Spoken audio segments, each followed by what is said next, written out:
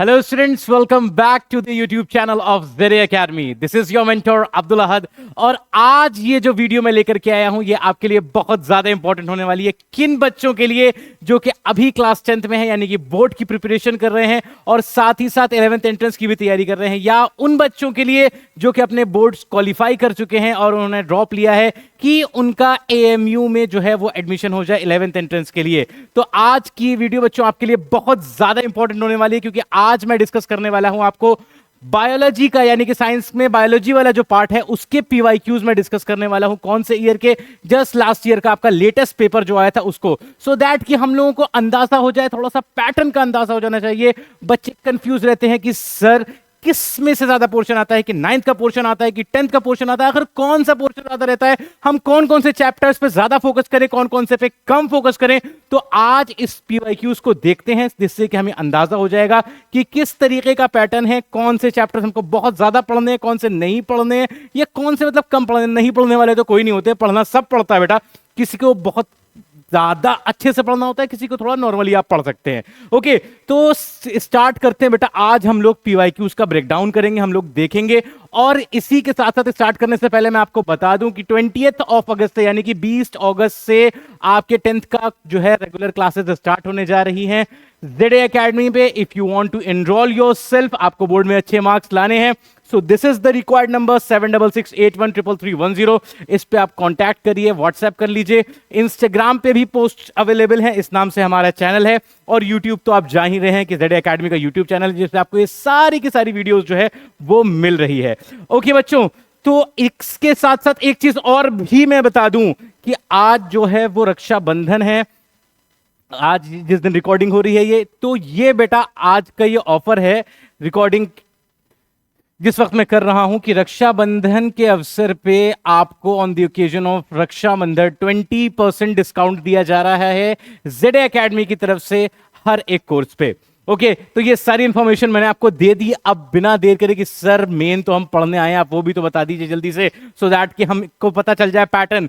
तो बेटा बिना किसी देर के हम लोग आगे बढ़ते हैं। हम लोग क्वेश्चंस देखेंगे कि किस तरीके से हमारे पास क्वेश्चंस आए थे लास्ट ईयर और कहां कहां से आए थे, किस किस चैप्टर से आए थे। ये सारी चीजें आज की इस वीडियो में हम लोग देखने वाले हैं। तो आइए बच्चों आगे चलते हैं, देखते हैं कि क्या क्या चीजें हैं। ओके, सो पहला क्वेश्चन ये आता है हमारे पास। क्वेश्चन क्या था कि विच ऑर्गेनिज्म कॉजेज एक्नेज। तो सबसे पहले मैं आपको बता दूं कि ये कहां से था बेटा, ये क्लास 9th के पोर्शन से आया था। और 9th के पोर्शन में जो आपका चैप्टर है डिजीज वाला, यानी कि why do we fall ill, ठीक है, यहां पे पूरा नाम लिख दे रहा हूं मैं चैप्टर का, आगे मैं डिजीज ही लिखूंगा, ठीक है। तो why do we fall ill, जिसमें डिजीज वगैरह के बारे में डिस्कशन था, उसका ये था। और ये भी कहां से था, ये कहीं से वर्सेस में से नहीं था, यानी कि जो रिटन डॉक्यूमेंट्स है वहां से नहीं था। इससे आपको पता चलेगा कि कितनी गहराई में सोचता है एक एग्जामिनर क्वेश्चन बनाने के लिए। जो आपके पास इमेज थी, ठीक है, जो डायग्राम्स वगैरह जहां पर होते थे, उसमें ये एक डायग्राम में आप देखेंगे वहां पर कुछ इमेजेस थी, वहां पर माइक्रोस्कोपिक इमेजेस थी। उसमें था कि वो कौन सा माइक्रो ऑर्गेनिज्म होता है जिसकी वजह से एक्ने होते हैं, यानी कि प्रेजेंट होता है, और वो आपका था बेटा स्टेफाइलोकोकाई।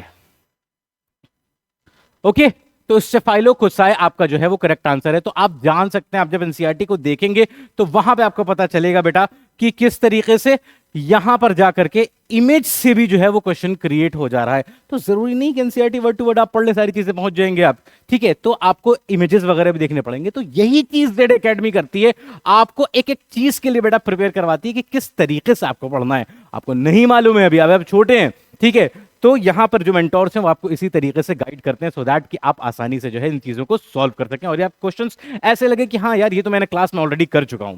ओके, सो ये आपको समझ में आ गया कि भाई पहला क्वेश्चन 9th से आया, why do we fall ill से आया, किस तरीके से इमेजेस से आया है, और किसका आंसर क्या हो जाएगा, स्टेफाइलोकोकाई की वजह से एक्ने होता है। Moving forward we have the next question बेटा। नेक्स्ट क्वेश्चन की तरफ हम लोग आगे बढ़ते हैं और देखते हैं कि अगला सवाल आपके पास क्या था कि how many elements form the phloem. अब ये जो है ये दो जगह आपको पढ़ने को मिलेगा। 9th क्लास में टिश्यू वाला चैप्टर है, उसमें भी पढ़ा था, और 10th में आपने जो है लाइफ प्रोसेस में आप पढ़ेंगे एक चीज आएगी that is called as transportation. और ट्रांसपोर्टेशन इन प्लांट्स जब पढ़ेंगे आप, तो उसमें पढ़ेंगे आप फ्लोएम के बारे में। फ्लोएम के बारे में क्या होता है कि भाई ये फूड मॉलिक्यूल्स को ट्रांसपोर्ट करता है, बायडायरेक्शनल ट्रांसपोर्ट करता है। सर पूछ क्या रहा है कि सर ये बताइए उसके अंदर कितने एलिमेंट्स मौजूद होते हैं। तो बेटा इसके अंदर कितने मौजूद होते हैं, 4 एलिमेंट्स मौजूद होते हैं इसके अंदर। कौन कौन से होते हैं सर, आइए देख लेते हैं। सबसे पहले बताते हैं कि इसके अंदर होते हैं सीव ट्यूब्स, फिर इसके साथ होते हैं कंपेनियन सेल्स, फिर इसके साथ होता है फ्लोएम पैरेन्काइमा, और साथ ही होता है फ्लोएम स्क्लेरेन्काइमा, या फिर फाइबर्स भी कहते हैं इनको क्योंकि उनका शेप इस तरीके का होता है। ओके, सो आई होप ये आपको समझ में आया होगा। अब हम बात करेंगे इसकी तो बहुत डिटेल हो जाएगा कि सीव ट्यूब्स क्या होते हैं, कंपेनियन सेल्स क्या होते हैं, पैरेन्काइमा स्क्लेरेन्काइमा। ये मैं आपसे कह रहा हूं कि भाई अभी आपको इतना समझ में आ गया, ये मैं इसके लिए लेक्चर लेकर के आऊंगा। लाइफ प्रोसेस आपको मैं पूरी तरीके से पढ़ाऊंगा, लेक्चर वाइज पढ़ाऊंगा, यहीं पे यूट्यूब पे आपको ये पूरा लाइफ प्रोसेस का लेक्चर जो है वो मिलेगा। ओके, पहले हम लोग पीवाईक्यूज डिस्कस कर लेते हैं। तो ये 4 सेल्स जो हैं वो हम लोगों को मिलते हैं। ओके, कभी कभार क्या कह देता है कि जिम्नोस्पर्म्स के बारे में पूछ लेता है, एंजियोस्पर्म्स। ये किसकी बात है बेटा, एंजियोस्पर्म्स की बात है। ठीक है, जिम्नोस्पर्म से पूछ लेता है कि कितने सेल्स होते हैं। तो जिम्नोस्पर्म में अगर पूछेगा तो उसके अंदर भी बेटा 4 ही एलिमेंट्स होते हैं, लेकिन सीव ट्यूब्स की जगह वहां पर क्या होते हैं सर, सीव सेल्स प्रेजेंट होते हैं जिम्नोस्पर्म्स में। और कंपेनियन सेल की जगह क्या होता है, एल्ब्यूमिनस सेल्स प्रेजेंट होते हैं, एल्ब्यूमिनस सेल्स प्रेजेंट होते हैं। ये बात हो गई किसकी, जिम्नोस्पर्म्स की बात हो गई। Okay, so we are talking about angiosperms as well as gymnosperms. तो दोनों में ही अगर पूछ लिया जाता, फ्लोएम में पूछा गया है, तो हम लोगों को यहां नहीं जाना कि सर एंजियोस्पर्म की बात कर रहा है कि जिम्नोस्पर्म्स की बात कर रहा है। उसने क्या पूछा, सिंपल फ्लोएम की बात करी। तो बात करी जाए एंजियोस्पर्म की तब भी 4 एलिमेंट्स हैं, अगर जिम्नोस्पर्म्स की बात करी जाए बेटा तब भी 4 एलिमेंट्स हैं। So the correct answer is 4। So I hope it's clear बेटा, समझ में आ गया होगा आप लोगों को। Let's move to the next question. Next question क्या पूछ रहा है आपसे, कह रहा है कि cells of skeletal tissues are, यानी कि टिश्यू के चैप्टर से क्लास 9th का फिर से क्वेश्चन आया, चैप्टर नंबर 2 आपका बायोलॉजी का, जो कि टिश्यू है। ठीक है, अब इससे क्या पूछ रहा है कि स्केलेटल टिश्यूज कौन से होते हैं। तो आपको पता है या मैं पढ़ाऊंगा कि टिश्यूज जो होते हैं, मस्कुलर टिश्यूज, वो 3 तरीके के होते हैं। ठीक है, एक आपका स्केलेटल होता है जो कि आपके स्केलेटन से अटैच होता है। दूसरा आपका जो होता है वो तो स्मूथ मसल सेल्स होते हैं, जैसे कि आपका स्टमक वगैरह जिससे बना होता है। तीसरा special kind of muscle cell होता है जिसको हम लोग कहते हैं कार्डियक सेल्स। वो क्या होते हैं, कार्डियक टिश्यूज, वो क्या करते हैं, आपका हार्ट बनाते हैं। तो यहां पे स्केलेटल टिश्यूज के बारे में बात हो रही है। और स्केलेटल टिश्यूज की खास बात क्या होती है बेटा, कि इसके अंदर क्या होता है, स्ट्रिएशंस होते हैं और साथ ही साथ कई न्यूक्लियस भी प्रेजेंट होते हैं। वेयरएज स्मूथ मसल सेल्स में क्या होता है, उसके अंदर बेटा सिर्फ एक सिंगल सेल होता है, तो उसको सिंगल न्यूक्लियस होता है, तो वो यूनी न्यूक्लिएटेड कहलाता है। तो यहां पे हम लोग क्वेश्चंस पे बात करते हैं कि cells of skeletal tissues are anucleated, mono, bi, multinucleated. So skeletal tissues के सेल्स कैसे होते हैं, किस तरीके के होते हैं बेटा, ये मल्टी न्यूक्लिएटेड होते हैं। तो आई होप आपको ये समझ में आ गया कि हाँ भाई किस तरीके से ऐसे होते हैं। Okay, let's move forward to the next question बेटा। अब कहां पर आ गया है, कह रहा है कि right auricle in the human heart. Auricle human heart की बात कर ली आपने, कहां से आ गया सर, क्लास 10th का क्वेश्चन है ये। क्लास 10th में कौन सा chapter, life process. Life process में कौन सा topic sir, transportation. Transportation in humans sorry, transportation in humans की बात कर ली, तो वहां का ये पार्ट है बेटा। देखते हैं क्या पूछ रहा है, कह रहा है कि राइट ऑरिकल जो है वो कौन सी चीज में आता है। अब ये देख लेते हैं, एक डायग्राम सा बना लेते हैं, एक रफ डायग्राम बनाता हूं मैं ह्यूमन हार्ट का। ठीक है, अब ये वाला पार्ट आपका राइट पार्ट है, ये वाला पार्ट आपका लेफ्ट पार्ट है। क्या सर आपका राइट हैंड तो ये है, नहीं बेटा, ऐसे देखते हैं। ठीक है, अगर मैं इधर हूं तो ये मेरा राइट है ना, तो इधर मेरा राइट हैंड हो गया और इधर लेफ्ट हो गया। तो इस तरीके से बनाया जाता है। ऊपर वाले पार्ट्स को क्या कहते हैं सर, एट्रियम कहते हैं, यानी कि राइट ऑरिकल हो गया, ये लेफ्ट ऑरिकल हो गया, ये राइट वेंट्रिकल हो गया और ये लेफ्ट वेंट्रिकल हो गया। तो ये 4 पार्ट्स आपके इस तरीके से मौजूद होते हैं।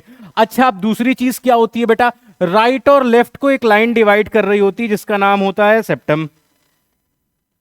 अब ये सेप्टम ने आपको इस तरीके से ऐसे डिवाइड कर दिया। अब सेप्टम में जब डिवाइड हो गया राइट और लेफ्ट पार्ट बेटा, तो राइट पार्ट हमारा जो होता है वो किसके लिए होता है, हमेशा आपको याद रखना है, this part is for deoxygenated blood. ये किसके लिए बेटा, डीऑक्सीजनेटेड ब्लड के लिए होता है, whereas left part is always for oxygenated blood. ये आपके ऑक्सीजनेटेड ब्लड के लिए होता है। ठीक है बेटा, इतनी बात पता चल गई। अब दूसरी तरीके से क्या देखना है, ऊपर और नीचे वाला ऑरिकल और वेंट्रिकल वाला पार्ट होता है। अब राइट ऑरिकल और राइट वेंट्रिकल को बीच में एक वॉल्व रोक रही होती है, जिसका नाम होता है tricuspid valve. This is called as tricuspid valve.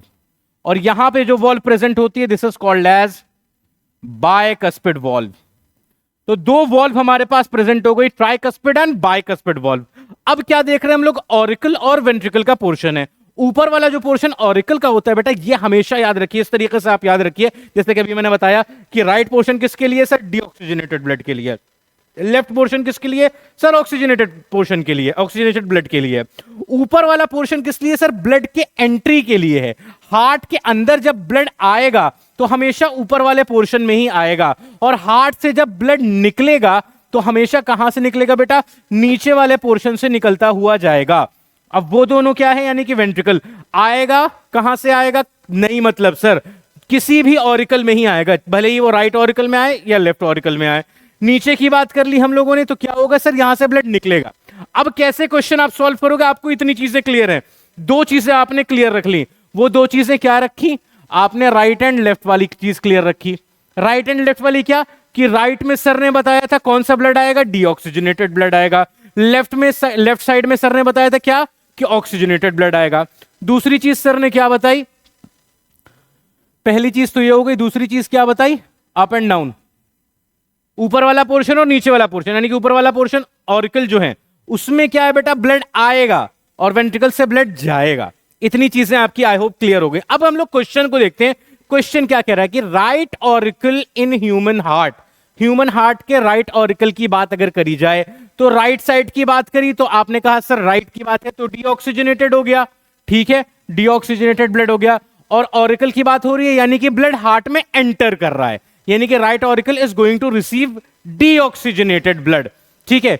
अब डीऑक्सीजनेटेड ब्लड आ रहा है, ऑप्शंस को देखते हैं। रिसीव्स ऑक्सीजनेटेड ब्लड, कह रहा है नहीं सर, पहले ही ऑप्शन कट गया, रिसीव्स ऑक्सीजनेटेड अगेन कट गया, ये कह रहा है रिसीव डीऑक्सीजनेटेड डीऑक्सीजनेटेड। ये दो बातें हमारी जो हैं वो ठीक हो सकती हैं। अब क्या होता है, अब हम लोग आगे चलते हैं, आगे बात हो रही है पाइपलाइंस की। कह रहे हैं कि ब्लड आ रहा है, डीऑक्सीजनेटेड ब्लड रिसीव कर रहा है, किससे रिसीव कर रहा है वो, पल्मोनरी वेन से या फिर वेना केवा से। यानी कि वेना केवा क्या होती है बेटा, जब मैं आपको डिटेल में लाइफ प्रोसेस पढ़ाऊंगा तो पूरी डिटेल में पढ़ाऊंगा इंशाल्लाह। ये वेना केवा एक वेन होती है जो कि बॉडी से ब्लड को लेकर के आती है, किसमें, राइट ऑरिकल में। और ये वेना केवा दो टाइप की होती है, एक सुपीरियर वेना केवा, एक इंफीरियर वेना केवा। सुपीरियर यानी कि हार्ट आपका यहां पर है ना, हार्ट के ऊपर के भी बॉडी का पार्ट है, हार्ट के नीचे भी बॉडी का पार्ट है, तो नीचे के पार्ट से जब ब्लड आता है तो इंफीरियर वेना केवा से आता है सॉरी, और ऊपर के पार्ट से जब आता है तो वो सुपीरियर वेना केवा से आता है। तो यहां पे सुपीरियर और इंफीरियर कुछ नहीं दे रखा है, यहां पे सिर्फ वेना केवा दे रखा है। So the correct answer is it is going to receive deoxygenated blood through vena cava. I hope this question is also clear to बेटा। Okay, let's move forward to the next question. क्या कह रहा है कि transport of soluble products of photosynthesis is called, यानी कि photosynthesis का जो प्रोसेस होता है उसके जरिए से क्या करता है, लीव्स खाना बनाती हैं, फूड बनाती हैं in the form of glucose. उसका ट्रांसपोर्टेशन होता है किसके जरिए से होता है, with the help of phloem होता है, ठीक है ना। फ्लोएम उसको जो है वो ट्रांसपोर्ट करता है। तो इस ट्रांसपोर्टेशन को क्या कहते हैं ये पूछ रहा है बेटा।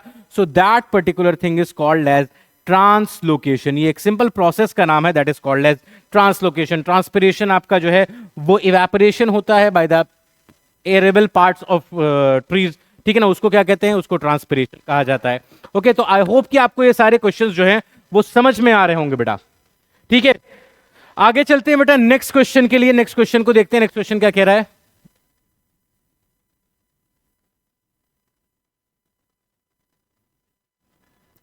नेक्स्ट क्वेश्चन पे आते हैं बेटा, नेक्स्ट क्वेश्चन को देखते हैं कि नेक्स्ट क्वेश्चन हमसे क्या पूछ रहा है। ओके, नेक्स्ट क्वेश्चन पे हम लोग आ चुके हैं। नेक्स्ट क्वेश्चन हम लोग ये देख रहे हैं कि the next question states terminal part of pistil of a flower is called, यानी कि टर्मिनल पार्ट के बारे में पूछ रहा है। बच्चों बहुत इजी सा, बहुत ही इंपॉर्टेंट सा क्वेश्चन है और बहुत ही आसानी से बच्चों ने गलत कर दिया था पिछले साल, बता रहे थे कैसे गलत कर दिया था, आइए मैं आपको दिखाता हूं। तो पहले ओवरी का पार्ट बनाते हैं, एक सिंपल सा डायग्राम मैं बनाता हूं। ये आपके पास पिस्टल है, ओके, इसके 3 पार्ट होते हैं। This is stigma, this is style and this is ovary. Okay, तो 3 पार्ट आपके पास पिस्टल के मौजूद हैं। कह रहा है कि इसमें से टर्मिनल पार्ट कौन सा होता है। तो ज्यादातर बच्चों ने क्या करा कि सर टर्मिनल पार्ट पट से ये नीचे वाला लगा करके ओवरी चले आए। बेटा नहीं, टर्मिनल पार्ट किसको कहते हैं, इसको कहते हैं, ये होता है आपका terminal part, whereas this particular part is called as basal part. Base वाला जो पार्ट होता है that is called as basal part, और ओवरी क्या होता है, बेस से मौजूद होती है। तो टर्मिनल पार्ट आपका क्या होता है, दैट इज स्टिग्मा। तो क्वेश्चन में ये पूछा गया था और अक्सर बच्चे क्या करके आ गए थे, ये गलत करके आ गए थे। बट आई होप कि आपको अब क्लियर है कि हाँ भाई सर टर्मिनल पार्ट कौन सा होता है, मिडिल पार्ट कौन सा होता है और बेसल पार्ट कौन सा होता है। तो आई होप अब आप गलत नहीं करेंगे इसको। Okay, so let's move to the next question. बेटा अगला सवाल क्या कह रहा है आपसे कि which organ part acts as a gland. इनमें से कौन सा पार्ट जो है वो ग्लैंड की तरह काम करता है। ये पार्ट, ये आपका 10th क्लास से आ गया, कहां से सर, रिप्रोडक्शन से। ठीक है, तो रिप्रोडक्शन में भी कहां से आया बेटा, मेल रिप्रोडक्टिव ऑर्गन से आया है ये सवाल। मेल रिप्रोडक्टिव ऑर्गन में आपको एक सिंपल सा रफ सा डायग्राम अगर मैं बनाऊं, so let's say these are the testis, और टेस्टिस से क्या होते हैं बेटा, वास्ट डिफरेंस निकल करके आते हैं and they are going to connect into the urethra. ठीक है ना, एक रफ सा डायग्राम बनाया है मैंने। यहां पर क्या होते हैं, टेस्टिस होते हैं, टेस्टिस के अंदर सेमिनिफेरस ट्यूब्यूल्स होते हैं, लेडिक सेल्स होते हैं एंड ऑल दैट। ये सारी चीजें हम लोग डिटेल्स में पढ़ेंगे इंशाल्लाह। और ये क्या होता है, they are the vas deferens, या फिर इनको हम लोग क्या कहते हैं, they are also called as sperm ducts. ठीक है ना, they are going to carry the sperms. फिर क्या होता है, ये हमारे पास यूरेथ्रा मिलता है जो कि कॉमन पैसेज होता है यूरिन के लिए और स्पर्म के इजैकुलेशन के लिए। These are the testis. ठीक है, यहां से स्पर्म प्रोड्यूस होकर इस तरीके से आता है। अब क्या होता है, जब स्पर्म इस तरीके से आ रहा होता है तो यहां पे कुछ ग्लैंड्स प्रेजेंट होते हैं, जिन ग्लैंड्स का नाम होता है बेटा सेमिनल वेसिकल्स। और ये ग्लैंड्स क्या होते हैं, कुछ अल्कलाइन फ्लूइड ऐड करते हैं उसमें, जो कि उसको न्यूट्रिशन प्रोवाइड करता है। इसी तरीके से यहाँ पे कोपर्स ग्लैंड वगैरह भी प्रेजेंट होते हैं, बल्बोयूरेथ्रल ग्लैंड जिसको हम लोग कहते हैं वो भी प्रेजेंट होता है, पोस्ट्रेट ग्लैंड, ये पोस्ट्रेट ग्लैंड प्रेजेंट होता है। ये सारी चीजें हम लोग लेक्चर में इंशाल्लाह पढ़ेंगे, देखेंगे। तो ऑप्शंस हम लोग देख लेते हैं कि कौन से इनमें से ग्लैंड है। तो वास्ट डिफरेंस सर सिर्फ पाइपलाइन होती है, अभी आपने बताया। यूरेथ्रा सर आपने बताया एक और पाइपलाइन होती है जो कि कॉमन पैसेज होता है यूरिन के लिए और स्पर्म के लिए। तीसरी चीज देखें, सेमिनल वेसिकल, सर बिल्कुल अभी आपने बताया कि ये ग्लैंड होता है सेमिनल वेसिकल।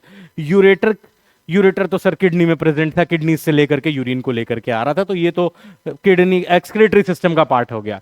ठीक है, तो सेमिनल वेसिकल, इस तरीके से आप पता लगाएंगे कि हाँ भाई कौन कौन सा जो है इसमें इसके अंदर ग्लैंड है। Okay, let's move to the next question. Next question आपका क्या कह रहा है कि which hormone promote cell division in plants. ये आपका फिर से क्लास 10 से है बेटा। कहां से sir, control and coordination in plants से है ये। प्लांट्स में हम लोगों ने पढ़े थे 5 हार्मोन होते हैं बेटा, आपको क्लास में इंशाल्लाह पढ़ाएंगे हम कि 5 अलग अलग हार्मोन्स होते हैं, उसमें से एक हार्मोन ऐसा होता है।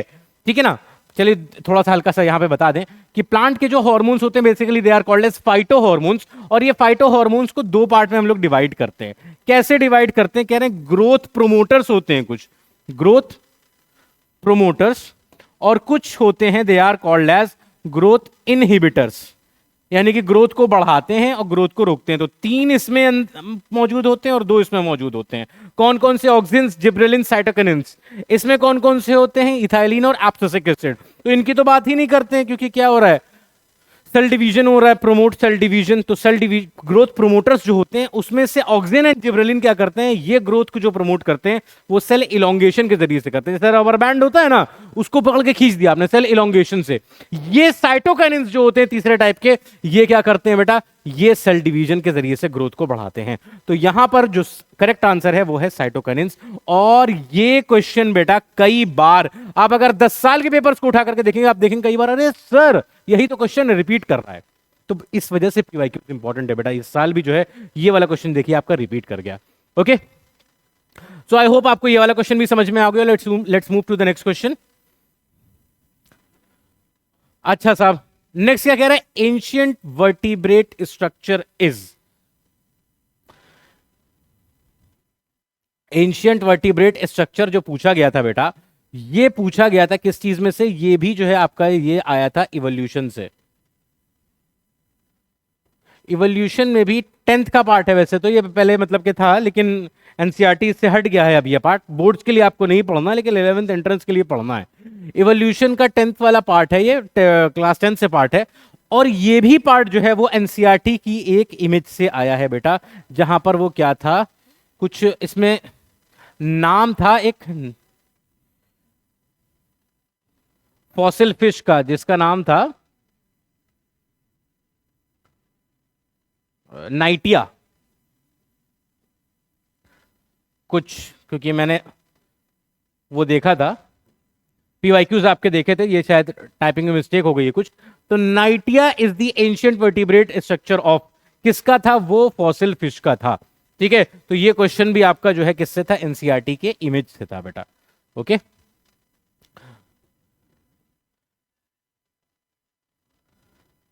अगले क्वेश्चन पे चलते हैं बेटा। अगला क्वेश्चन देखते हैं, बल्कि ये वाला क्वेश्चन तो आप लोगों ने कई बार देखा है, ये आपने एनसीईआरटी में भी पढ़ा है। ये मैं इतना बताऊंगा इसके बारे में कि ये है क्लास 9th से, और किससे है? क्लासिफिकेशन वाले चैप्टर से है, जो कि आप खास तौर से एंट्रेंस के लिए पढ़ते हैं।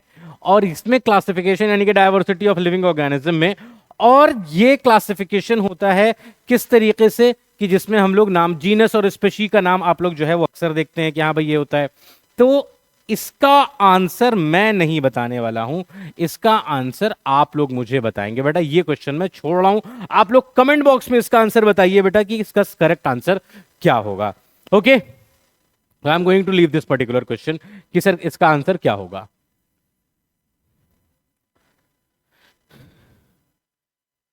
अच्छा साहब, अब नेक्स्ट क्वेश्चन क्या आया? फिर से उसी से आया, यानी क्लास 9th से आया, और सेम चैप्टर यानी कि classification diversity of living organism से आया है।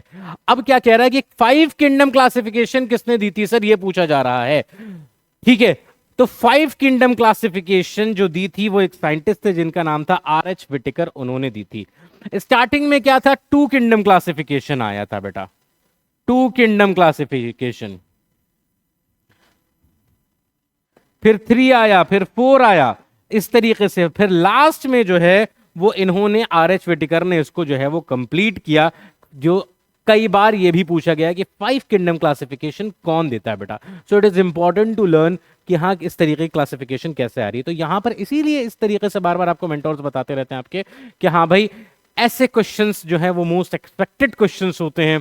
या पीवाईक्यूज अभी हम लोग कर रहे हैं, या क्लास में आप लोग आएंगे इंशाल्लाह 20 तारीख से क्लासेस जब स्टार्ट है, तो वहां पर क्या होगा, जब लेक्चर लेंगे, सर टीचर ने कुछ पढ़ाया, पढ़ाने के बाद ही आपको जो है वो पता चला 10 एमसीक्यूज दे दिए, तो वो क्या होता है, जब रोजाना आप 10-10 क्वेश्चंस को सॉल्व करोगे तो इतने ज्यादा क्वेश्चंस आप खुद ही सॉल्व कर चुके रहते हैं ना, कि ये सारे क्वेश्चंस आपके सामने से आसानी से गुजर जाते हैं। आपने टक से देखा, पढ़ा, लगा दिया, टिक। ओके, चलिए बेटा तो आगे बढ़ते हैं।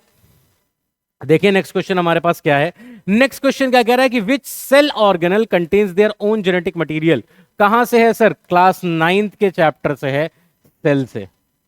ठीक है, क्या कह रहा है कि कौन से सेल ऑर्गेनल्स होते हैं जिनके पास अपना खुद का जेनेटिक मटेरियल होता है। वो जेनेटिक मटेरियल क्या होता है बेटा? डीएनए, यानी कि अपना डीएनए कौन कौन से सेल ऑर्गेनल्स के पास होता है, ये सवाल पूछ रहा है। तो क्या होता है बेटा, 2 ऐसे वो होते हैं जिनका नाम है माइटोकॉन्ड्रिया एंड प्लास्टिड्स। इनके पास क्या होता है? अपना खुद का डीएनए होता है, और साथ ही साथ अपना राइबोसोम्स भी होते हैं इनके पास। डीएनए भी होता है और राइबोसोम्स भी इनके पास अपने होते हैं, और यही वजह है कि ये 2 ऑर्गेनल्स क्या करते हैं, ये अपने प्रोटीन्स खुद सिंथेसाइज कर लेते हैं। इनको हर चीज के लिए न्यूक्लियस के पास नहीं इजाजत लेने जाने पड़ते कि भैया थोड़ा प्रोटीन दे दीजिए, बना ले, क्या उसने अपने आप बना लेता है। और यही वजह है कि they are called as semi autonomous. इनको और क्या कहते हैं बेटा? They are also called as semi autonomous organelles भी कहा जाता है। इसी वजह से, why? Because they have their own genetic material as well as ribosomes, and that's why they can produce their own proteins. Okay, so I hope this is also clear to you people. Next question देखते हैं बेटा क्या कह रहा है कि the growth hormone secreted by the pituitary gland. बहुत ही ज्यादा सिंपल सवाल कह रहा है कि pituitary gland is the master gland which is going to release a lot of hormones. उसमें से भाई साहब ये बता दीजिए कि हाइट जो बढ़ाता है वो कौन सा हार्मोन बढ़ाता है। तो साफ नाम से ही इतना आसानी से दिख जाएगा आपको कि हाँ सर इसमें तो ग्रोथ हार्मोन लिखा हुआ है। अब ग्रोथ इतना आसान सवाल भी पूछ लेता है, कभी कभार ऐसा भी पूछ लेता है कि ग्रोथ हार्मोन के ज्यादा प्रोड्यूस होने की वजह से कौन सी बीमारी हो जाती है। ठीक है, तो ज्यादा प्रोड्यूस होने की वजह से एक बीमारी हो जाती है जिसका नाम है जाइगैंटिज्म। कम प्रोड्यूस होता है सर तो भी बीमारी हो जाती है, उसको क्या कहते हैं सर, ड्वार्फिज्म।